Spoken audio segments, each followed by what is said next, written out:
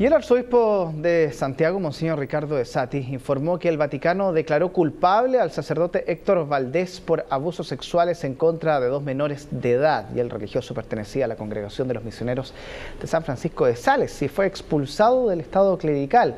Valdés encabezó la parroquia Santa Rosa de Lima, en la localidad de Lebu, en la región del Biobío, y la sentencia puede ser incluso ahora apelada en un plazo de 60 días. Bueno, queremos conversar este tema que trae consigo muchos también temas profundos de la Iglesia Católica, y entre otros casos que también han sido muy conocidos, y para eso nos encontramos acá con el presidente de la Fundación para la Confianza, José Murillo, a quien le damos la bienvenida. ¿Cómo está? Hola, ¿qué tal? Muchas gracias. A ver, este caso en particular entonces de esta nueva condena por parte de la Iglesia, ¿cómo lo toma usted? Yo creo que aquí hay varios temas a resaltar. Primero, me gustaría saber más o menos desde cuándo el arzobispado tiene conocimiento de los abusos cometidos por este sacerdote.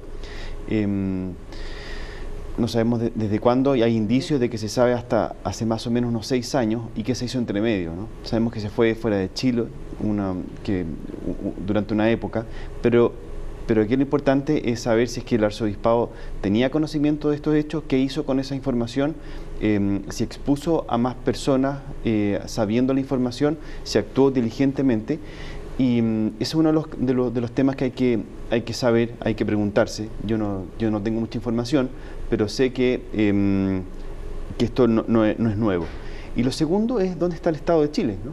¿Qué pasa cuando una institución tan importante como la Iglesia Católica dice que en su interior o que alguien que pertenece a esa institución ha cometido abuso sexual contra menores de edad, abuso sexual infantil a niños chilenos, y el Estado no dice nada? A mí me parece que aquí hay un gran silencio todavía, que me gustaría que el Estado, no sé si, pero tampoco sé quién es, ¿no? Si el fiscal nacional, si es que es algún tribunal, si es que es el Sename, el Ministerio de Educación, o el gobierno, pero alguien tiene que hacerse cargo de que hay abuso sexual infantil dentro de la Iglesia Católica, y que parece que desde los tribunales o desde la justicia normal, la justicia humana, pasa totalmente desapercibida. Empezamos a tocar algunos temas. Usted en marzo hizo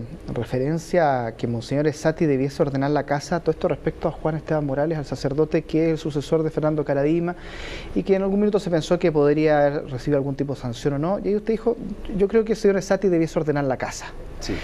Con esta resolución, por ejemplo, de ahora, que acabamos de saber, ¿usted cree que se empieza a ordenar la casa, o por dónde pasa este orden de casa? Yo creo que aquí están pasando con 4 todavía, cuando hay bastante, los exámenes son bastante más complicados. Puede ser que el Papa Francisco venga con una nueva mano, con una nueva vara para medir los sacerdotes, o incluso el actuar de los obispos respecto al abuso sexual infantil. Yo creo que aquí es importante saber si es que la Iglesia Católica pasó la información a los tribunales normales, a la fiscalía, a policía, porque aquí no estamos hablando de pecados, ni estamos hablando de falta de abuso ministerial del sacerdocio, sino que estamos hablando de abuso sexual infantil, que es uno de los delitos, o el delito más grave que se puede cometer dentro de un país contra la infancia. Así que, si bien yo creo que es un paso correcto el hecho de que se castigue, aquí hay bastante más cosas que hacer. Hay una comunidad que proteger. Este sacerdote fue superior de una comunidad. ¿Cuáles son las prácticas que hay en esa comunidad? ¿Cuáles son las víctimas que quedaron en el camino? ¿Cuáles son las víctimas que se atrevieron a hablar? ¿Cuál es la reparación que están recibiendo estas personas que han sido víctimas? Yo creo que aquí hay un tema bastante más complejo que simplemente parecer como héroes porque han investigado algo que es evidente que tenían que investigar, que además tienen que proteger y tienen que llevar a la justicia normal. Pregunto directamente: ¿usted tiene antecedentes de que la Iglesia todavía cuente con algunos sacerdotes que pudiesen estar ligados a abusos sexuales aún al interior y que no hayan sido investigados?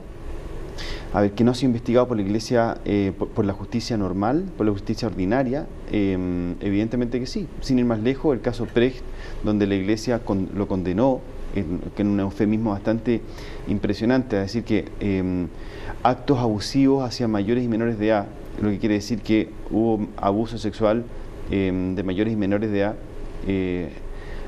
y que el Estado tampoco nunca se hizo cargo, que tampoco se pasaron probablemente los antecedentes. Pero más allá aún, ¿hay sacerdotes protegidos todavía?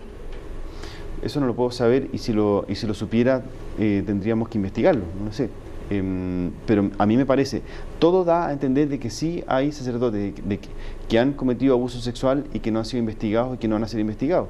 Aquí pareciera que además hay sacerdotes de primera y segunda categoría, ¿no? Algunos que se protegen más, otros que se cuidan dentro de la iglesia y otros que son expulsados inmediatamente.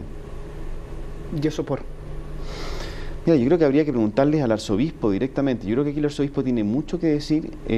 Porque ¿Pero puede decirlo? O sea, debe decirlo. Aquí estamos hablando de un país, de una república que está intentando cuidar a sus niños, que es lo primero y más importante que tiene que cuidarse, que quiere ser un país, además, desarrollado en todo sentido, tiene que cuidar a sus niños, y hay una institución que aún no está a la altura ni siquiera de la Convención de los Derechos de Infancia, para poder cuidar, proteger, hacer justicia y reparar a las personas que han sido víctimas de abuso, no de cualquier tipo de abuso, además abuso que se comete solamente porque los sacerdotes tienen la garantía del arzobispo de que son personas de confianza. ¿Y usted cree que la justicia ha actuado de manera reactiva o proactiva?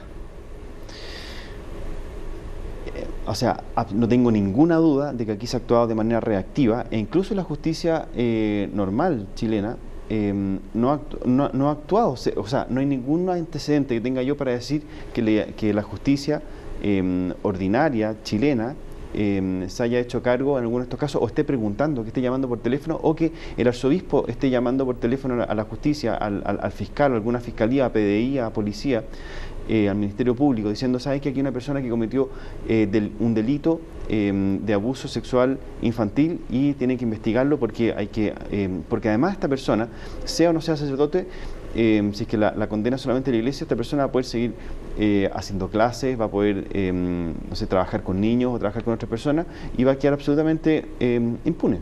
Las víctimas, en este caso, ¿están siendo resguardadas, están siendo cuidadas, ya sea por la iglesia o por el sistema judicial, o están desamparadas?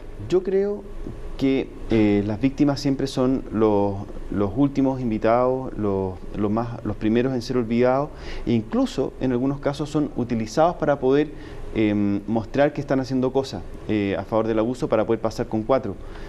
Yo creo que lo importante acá es que se vuelva a mirar a las víctimas como sujetos de derecho, que se dé cuenta de la iglesia que tienen que proteger primero que nada a las víctimas, que tienen que ayudarlos a rearmar su biografía, su historia, su dignidad, porque el abuso sexual infantil por parte de una persona tan importante como un sacerdote, que tiene acceso a ellos solamente por ser sacerdote y solamente por estar garantizado por algún obispo o por alguna congregación religiosa, tienen que darse cuenta que el daño que produce es enorme y que por lo tanto las medidas para la reparación también deben ser igualmente enormes. Quiero agradecer haber estado junto a nosotros, haber conversado un poco sobre este tema. Muchas gracias a ustedes. Listo.